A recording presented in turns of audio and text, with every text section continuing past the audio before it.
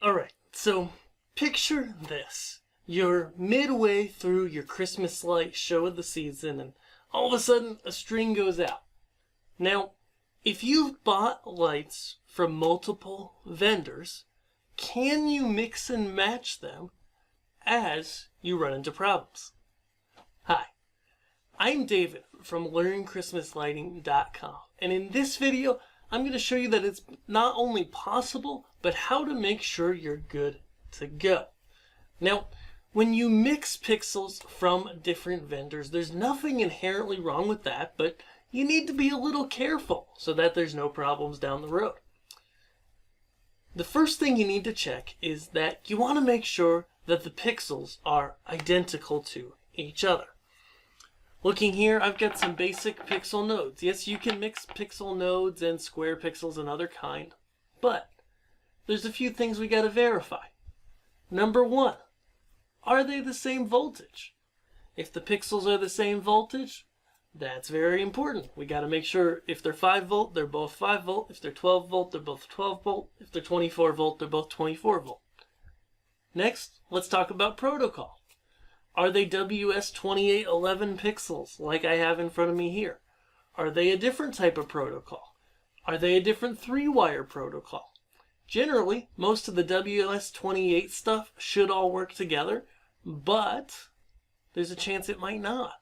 So you got to be careful about that. You always want to match the same type of protocol when you're making two strings together. The third really important thing that you want to check is brightness, okay? And this is the big one.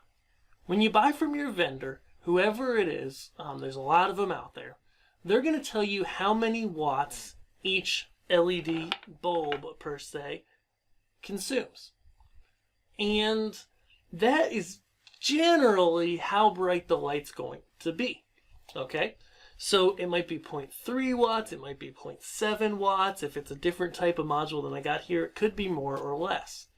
But if you're splicing together different pixels, maybe a strand of 50 from vendor A and a strand of 50 from vendor B, you gotta make sure they're the same wattage and the same brightness, or else it's just gonna look funny. You can mix in your display pixels from different brands. People do that all the time from different vendors. But if they're different brightness levels, you just really got to make sure to put them on different outputs of your controller so you can match them up and control them separately.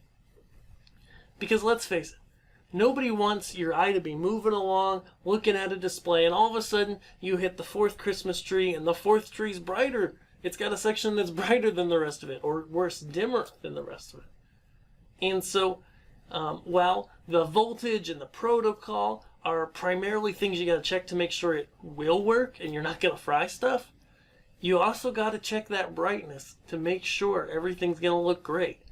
Because almost worse than not working at all is working and looking bad. And I want to help you make the best display possible. So, if you did like this video, make sure to like this video and subscribe here to learn Christmas lighting. And through the season, as we get going here in the second half of the year, I'm going to be posting more and more videos as well as articles over on Learn Christmas Lighting, so don't miss those. And I will see you in our next video. Thanks.